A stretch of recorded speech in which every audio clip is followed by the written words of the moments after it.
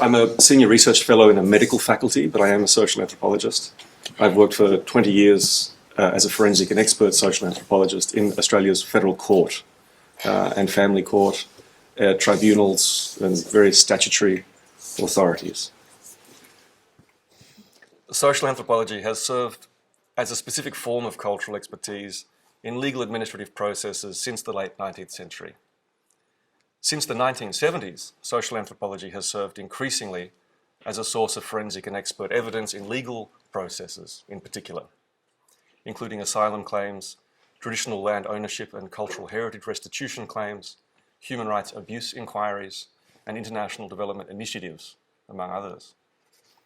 Notwithstanding this increasing specialization, internationally recognized professional standards for the provision of forensic and expert social anthropological evidence have remained historically absent.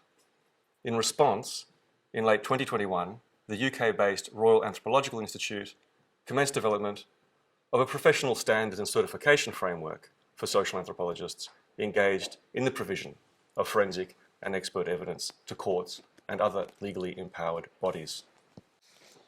Social anthropology is a field of science within the parent discipline of anthropology, which deals with variation between communities of human beings distributed across historical time and geographic space.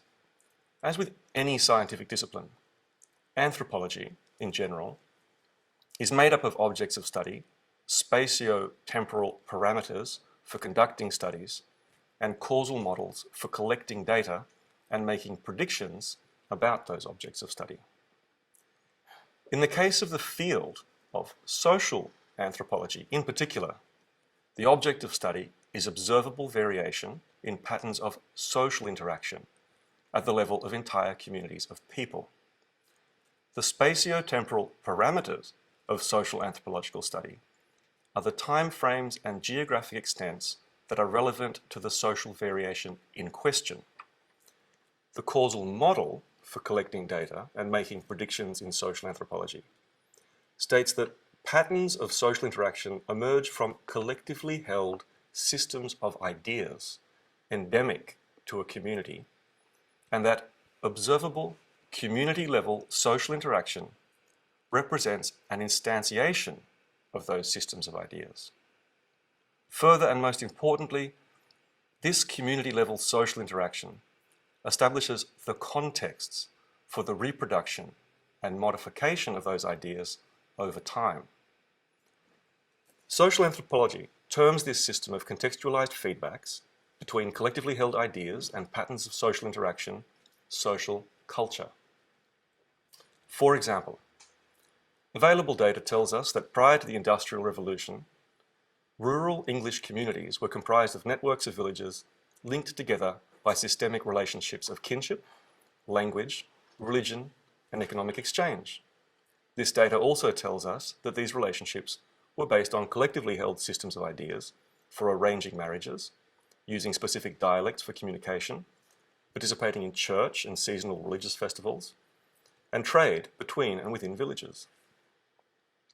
The advent of the Industrial Revolution saw major displacement of rural labourers from the countryside to the cities of England between the 1760s and the 1860s. The data tells us that not only were village social networks severely disrupted, but that the systems of ideas underpinning those networks became unsustainable, giving way to a major reorganisation in social culture in England during this time. As I'll explain momentarily, social anthropology may be summarised as the science of human social culture. Social anthropology applied in legal administrative settings represents a specific form of cultural expertise which derives its explanatory and probative utility in those legal administrative settings from its basis in science.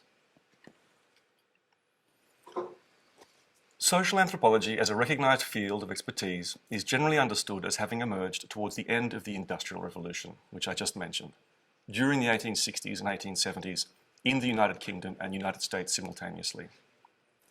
From the outset, founding figures in the field became involved in legal administrative processes on the basis of their newly developed expertise. In the US, this involved contributions to formal legal negotiations around treaty making between US federal governments and Indigenous peoples, while in the UK, it involved development and operation of administrative regimes for controlling the movement and employment of Indigenous peoples in various British colonies, most notably Australia, Canada, Aotearoa New Zealand, and South Africa. As a formal scholarly base for social anthropology, emerged and burgeoned between the 1910s and 1930s, a revolving door began to operate for practitioners moving between academia and government.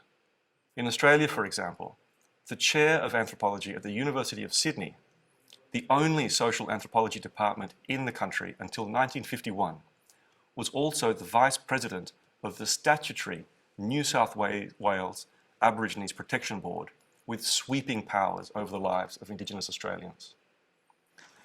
This trajectory took a significant turn in the aftermath of World War II. Two new trends emerged.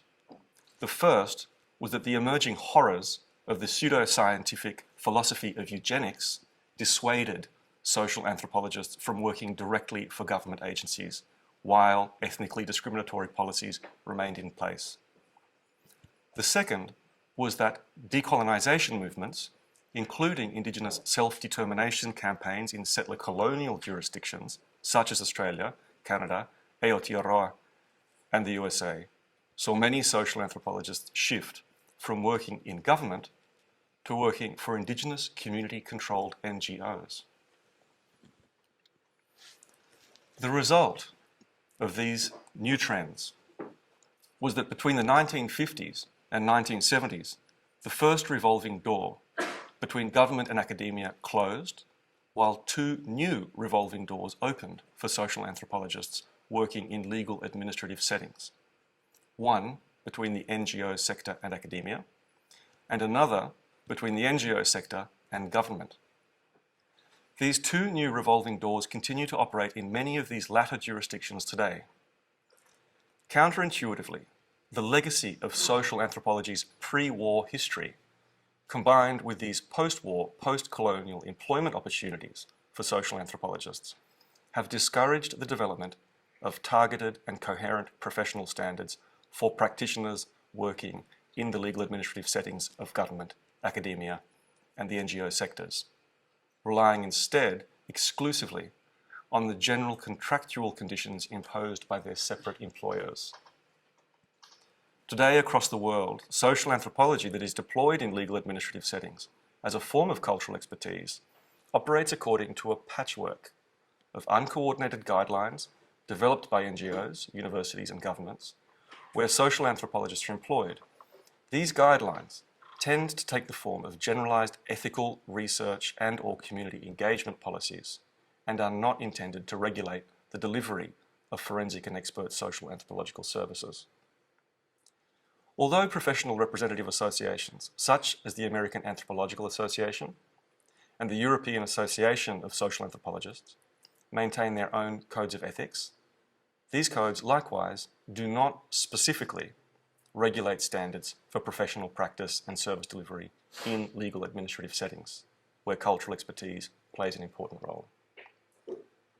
The burgeoning engagement of social anthropologists in legal administrative service delivery to the NGO sector in particular, with its links both to academia and to government, has seen an attendant growth in demand for coherent and transparent guidelines for social anthropological practice.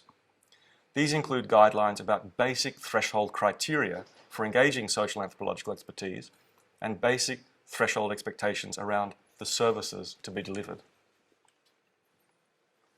A growing literature on the range of legal administrative functions that social anthropology currently serves indicates that it falls into one of two general categories. Either, implementation of statutory law, where a requirement for social anthropological services is embedded in the statute itself, or litigation and legal negotiation, where social anthropologists are called upon to provide evidence by legal representatives or by a presiding authority, such as a court or tribunal. These two categories of legal administrative service both make use of one or a combination of two types of social anthropological expertise, either or both forensic investigation and or expert opinion. As I've described elsewhere, the threshold for distinguishing between a need for either or both forensic and or expert services is whether facts of an inquiry have been established.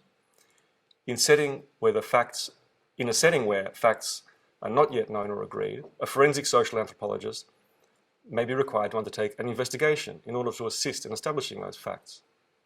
By comparison, where facts have not already been established and agreed, whether as a result of social anthropological investigation or some other form of investigation, an expert social anthropological opinion may be required in order to assist with determining the relevance of those facts.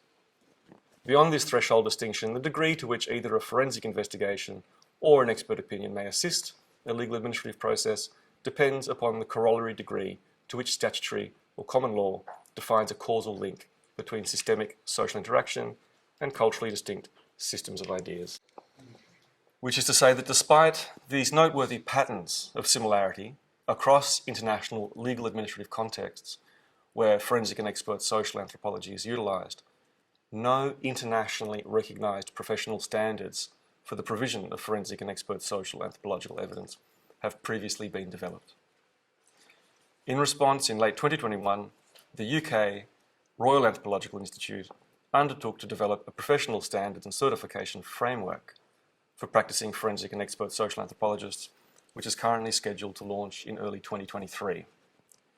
The RAI framework for forensic and expert social anthropology is modelled on the Institute's existing framework for continuing professional development and certification for forensic physical anthropologists, who are much more familiar to courts in the case of assault, murder, and various kinds of accident, yes? Successfully developed and deployed by a team led by Professor Dame Sue Black, current President of the RAI and member of the UK House of Lords.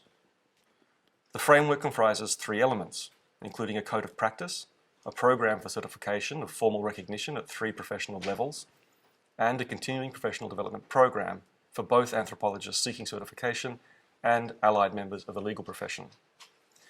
In late 2021, Professor Dame Sue Black and RAI Director Dr. David Shankland invited me to commence consultations with the senior international and Australian practice communities in support of development of a similar program for social anthropologists specialising in the provision of forensic and expert evidence. Most importantly, for the purposes of the discussion we're having today, this includes development of a range of continuing professional development courses tailored both to practicing forensic and expert social anthropologists and to allied members of the legal profession and members of government and NGO sectors, where social anthropologists are called to give forensic and expert evidence, and where they may be used as a form of cultural expertise in the future.